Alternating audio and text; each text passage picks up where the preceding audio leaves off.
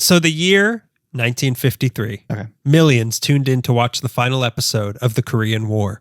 What is now South Korea is saved from the invading Northern Korean forces thanks to yours truly, America. They did it again. A little over 20 years later, yours truly, America, is gearing up to celebrate the 200-year anniversary of their own independence. So to honor our first fight, to honor our fight for independence, or maybe our first, who knows?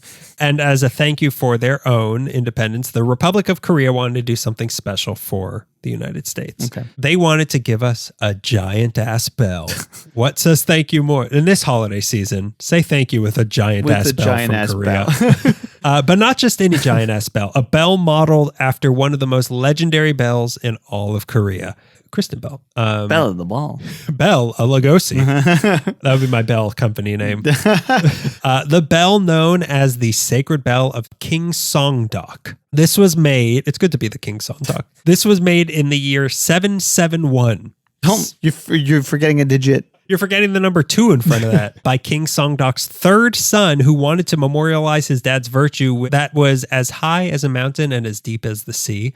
The bell was never completed in Songdok's time and was finally finished by his grandson, who seemed to have become king by killing his own dad or by killing a guy who had taken the throne away from his dad. No, you're reading Shakespeare. What happened in Korea? And then for the next 3 pages, he's just washing his hands. There's these 3 women by a cauldron. I don't know what they want. And inside of the cauldron is Dekboki, or however you pronounce that rice cake that I really like. It's bubbling in there. You're hoping to get a sponsorship where you get some? Yeah, I'm trying to be sponsored by Big Rice Cake or just a Big Rice Cake.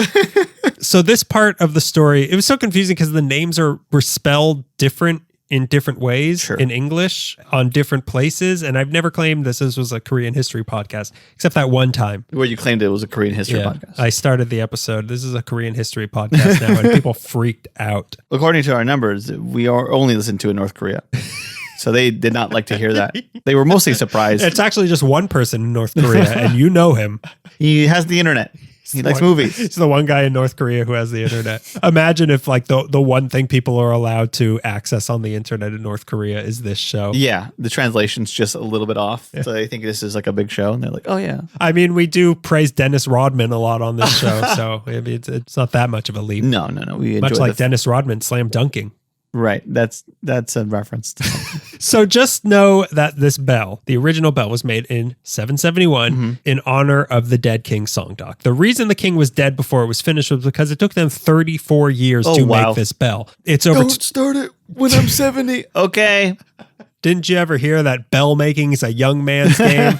It's over 12 feet tall and weighs 25 tons, and it had to be a perfectly tuned body to make just the right noise so that it would emulate the home body and voice of Buddha. Okay. This is the way. This is the way. This is what they were going for. Oh, interesting. Okay. I don't know what the home body and voice of Buddha sounds like. I got to hear this bell. I mean, it makes me wonder now, is there a purpose to bells more than just like ring real loud when food is ready? Like, well, I think maybe, I mean, compared to the sacred bell of King Songdok and a triangle on the prairie saying the chow is coming out the chute, the chow is coming out the chute, there's a little bit of a difference. But it seems like in Europe, a bell is like church time. Yeah.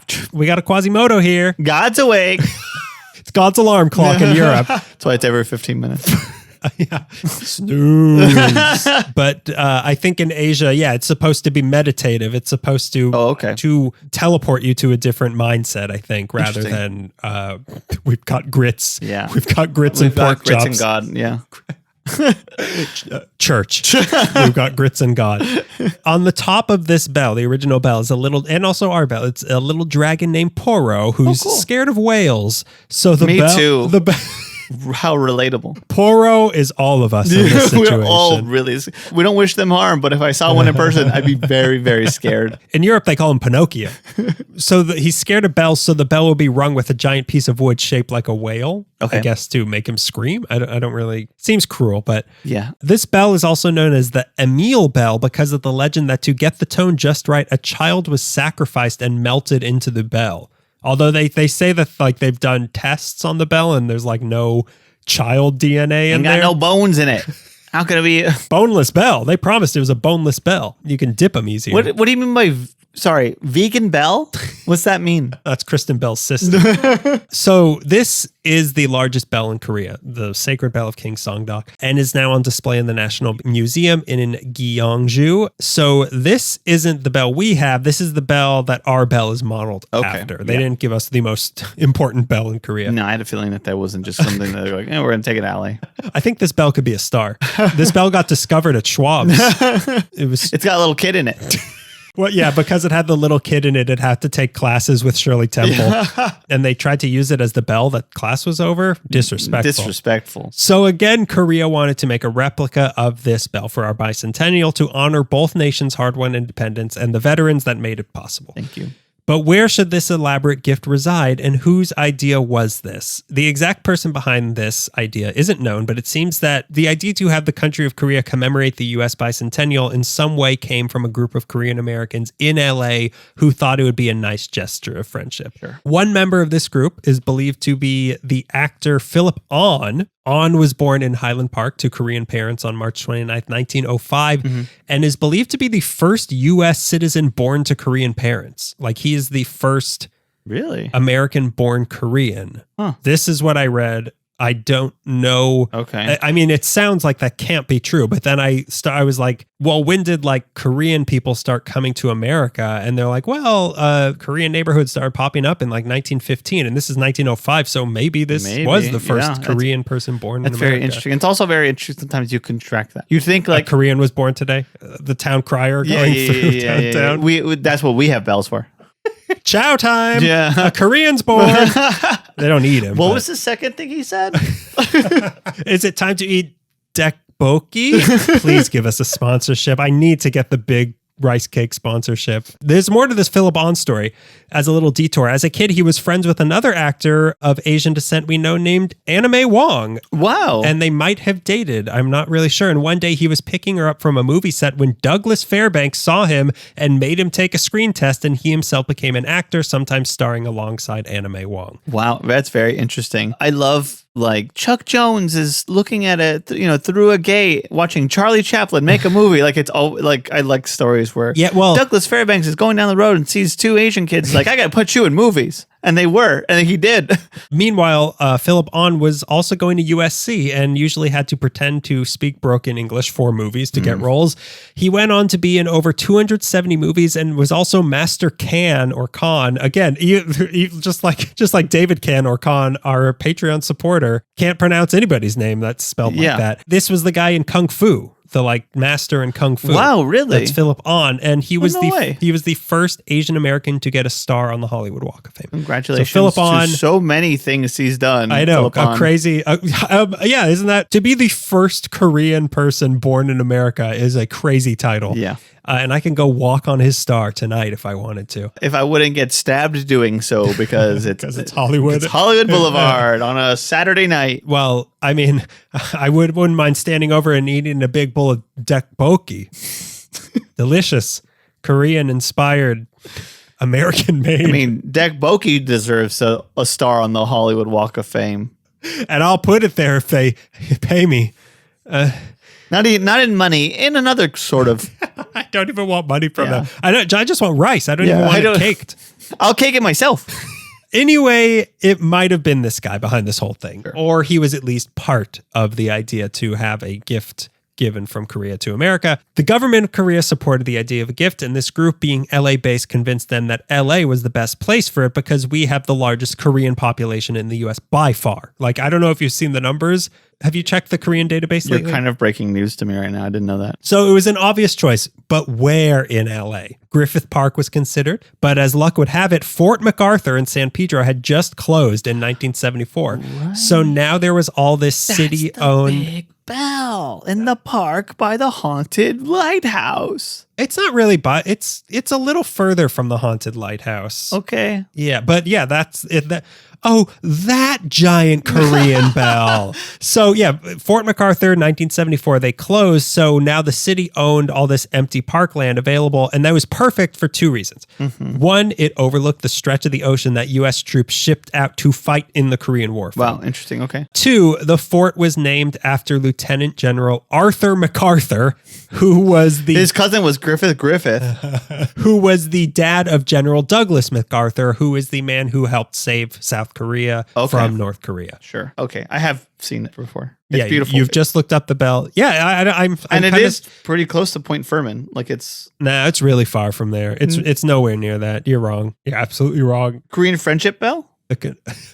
Oh no! I was talking about the Taiwanese, the Taiwanese Bell of Animosity. It's like down the street, and I know the street. Okay, go ahead. Sorry, I'm not sitting here trying to refute your story. I've just seen it before.